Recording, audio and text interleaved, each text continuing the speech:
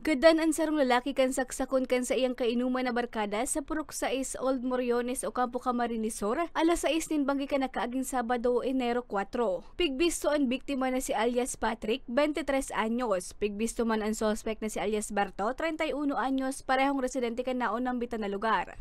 Basado sa impormasyon, mantang nasa inuman kay iba panindang barkada, nagkasimbagan ang ambos lados na nauli sa palanaksakan suspect. Pigdara pa ang biktima sa Ocampo District Hospital, alagad binawian man sa naninbuhay mantang pigbabalyo sa Bicol Medical Center sa Naga City.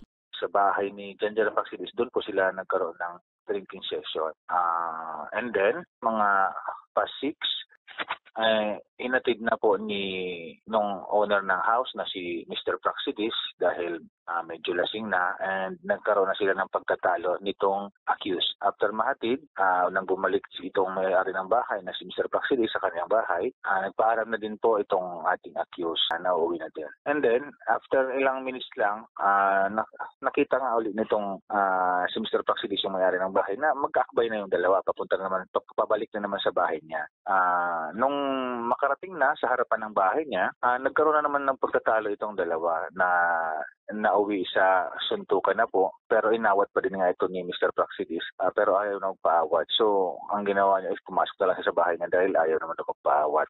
And laking gulat niya nung sumigaw na yung anak niya na marami na daw tugo. Nang paglabas niya, nakita niya na lang itong suspect na may hawak na kutsilyo.